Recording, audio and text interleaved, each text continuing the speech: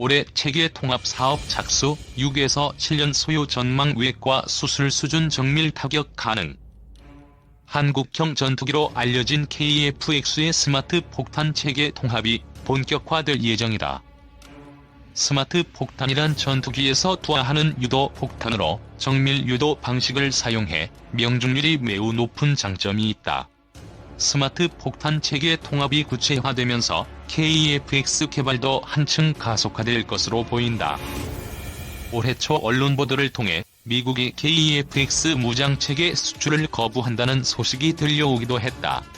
이 때문에 KF-X 사업에 빨간불이 들어오는 것이 아니냐는 우려도 있었다. 특히 KF-X에 최초 사용할 예정이었던 공대공 미사일은 미국산 AIM-120 암남 중거리 공대공 미사일과 AIM-9 사이드와 인도 단거리 공대공 미사일이었다. 그러나 미 정부의 수출 승인 거부로 유럽 MBDA사의 미티어 중거리 공대공 미사일과 독일 딜사이 아이리스-T 단거리 공대공 미사일이 선정됐다. 반면 공대지 무장인 스마트 폭탄의 경우 미 정부의 수출 승인이 떨어지면서 본격적으로 미국산 무장을 사용할 수 있게 됐다.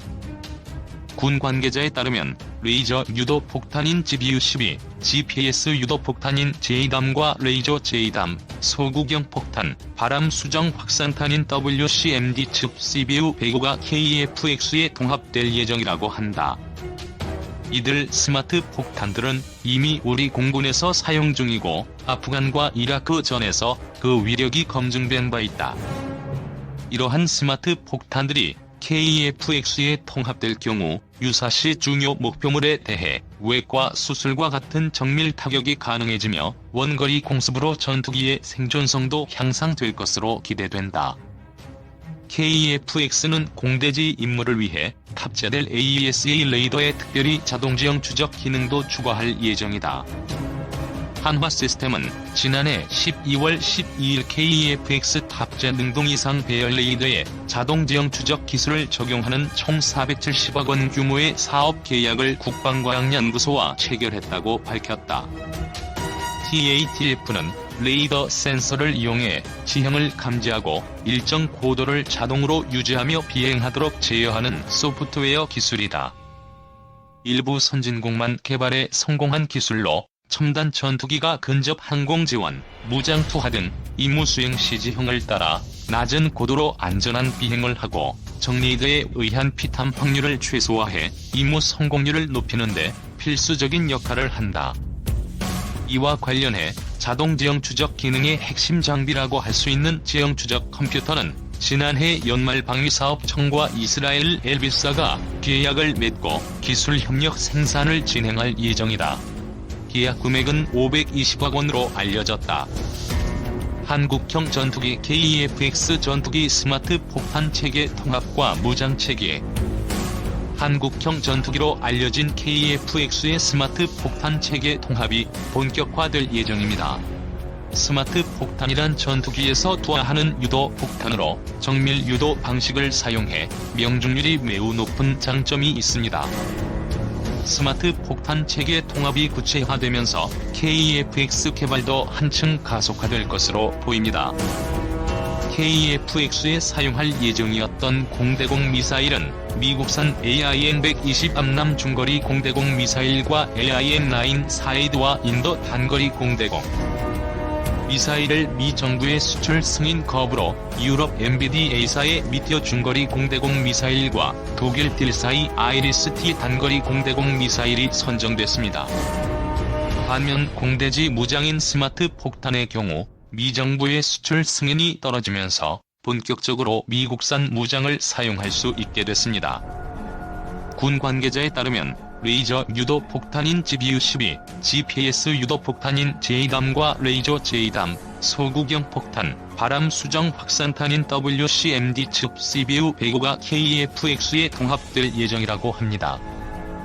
이들 스마트 폭탄들은 이미 우리 공군에서 사용 중이고 KF-X에 통합될 경우 유사시 중요 목표물에 대해 외과 수술과 같은 정밀 타격이 가능해지며 원거리 공습으로 전투기의 생존성도 향상될 것으로 기대됩니다. KF-X는 공대지 임무를 위해 탑재될 AESA 레이더에 특별히 자동지형 추적 기능도 추가할 예정입니다.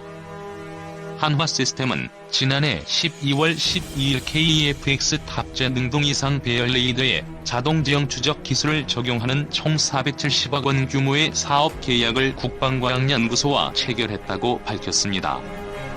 TATF는 레이더 센서를 이용해 지형을 감지하고 일정 고도를 자동으로 유지하며 비행하도록 제어하는 소프트웨어 기술입니다. 일부 선진국만 개발에 성공한 기술로 첨단 전투기가 근접 항공 지원, 무장 투하 등 임무 수행 시 지형을 따라 낮은 고도로 안전한 비행을 하고 정레이더에 의한 피탐 확률을 최소화해 임무 성공률을 높이는 데 필수적인 역할을 합니다. 이와 관련해 자동지형 추적 기능의 핵심 장비라고 할 수 있는 지형 추적 컴퓨터는 지난해 연말 방위사업청과 이스라엘 엘비스가 계약을 맺고 기술 협력 생산을 진행할 예정이다. 계약 금액은 520억 원으로 알려졌습니다.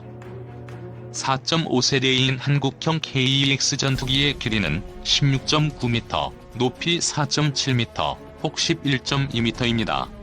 최대 추력은 44,000파운드, 최대 이륙重量은 25,600kg으로 최대 속도는 마하 1.81, 항속거리는 2,900km입니다.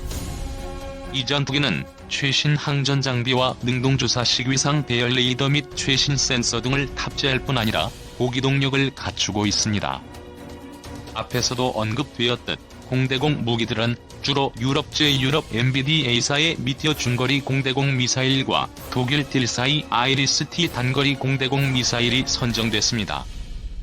반면 공대지 무장은 미제 스마트 폭탄인 레이저 유도 폭탄인 GBU-12, GPS 유도 폭탄인 JDAM과 레이저 JDAM, 소구경 폭탄, 바람 수정 확산탄인 WCMD 측 CBU-105가 KF-X에 통합될 예정이라고 합니다. 이런 선택은 나쁘지 않은 선택인 듯합니다.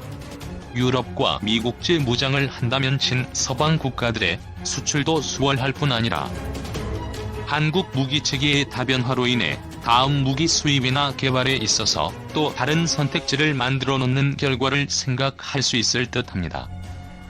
그동안 너무 미국 위주의 무기 체계로 인하여 각종 어려움이나 견제가 심하게 작용했는데요. 이번 한국형 전투기 KF-X 개발로 그런 견제나 어려움이 어느 정도 한국 무기 시장에서 상호 견제로 조금이라도 완화될 듯합니다. 한국형 전투기인 KF-X 전투기는 2022년 상반기 초도 비행시험을 시작해 2026년까지 개발이 완료될 예정입니다. 문 대통령 세계 최고 수준 탄도중량 탄도미사일 성공.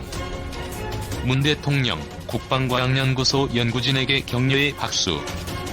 문재인 대통령이 23일 대전의 국방과학연구소를 찾아 새 탄도미사일의 발사 성공을 공식화했다.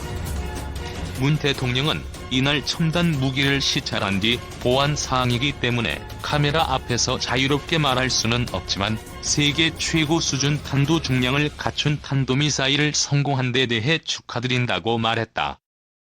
구체적으로 언급하지는 않았지만 전술핵급 괴물 미사일로 불리는 현무-4를 언급한 것으로 보인다. 현무-4는 사거리 800km, 탄도 중량 1톤으로 추정된다. 문 대통령과 도널드 트럼프 미국 대통령의 2017년 정상회담에서 한국의 미사일 탄도 중량 제한을 완전히 해제하는 내용의 2017 개정 미사일 지침이 채택되면서 개발이 이루어졌다. 문 대통령은 전방위 탐지가 가능한 고성능 다기능 이상 배열 레이더의 개발 성공도 축하했다. AESA 레이더는 차세대 한국형 전투기 사업에 필요한 핵심 장비다.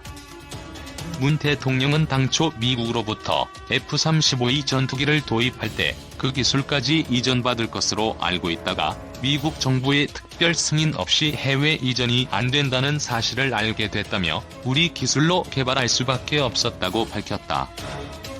이어 과연 성공할 수 있을까 우려를 많이 했는데 국방과학연구소가 보란듯이 AESA 레이더 등을 성공적으로 개발해내고 있다며 덕분에 차세대 한국형 전투기 사업도 탄력을 받게 됐다고 평가했다. 이와 관련해 강민석 청와대 대변인은 브리핑에서 AESA 레이더 개발이 사실상 완성 단계이고 다음 달 출고식을 계획하고 있다고 한다며 2015년 국회 국방위원이던 문 대통령은 이런 사정을 잘 알고 있어 불가능을 가능하게 한 데 의미를 두고 있다고 설명했다. 아울러 문 대통령은 우리의 전략무기, 국방과학 수준이 고도의 보안 상황으로 취급돼 성과를 홍보하기 어려운 분위기라는 점이 늘 아쉽다면서 국제적인 첨단 무기 경쟁에서 민간 산업 발전, 해외 수주 등을 고려해 일정 부분 홍보할 필요성이 있다고 언급했다.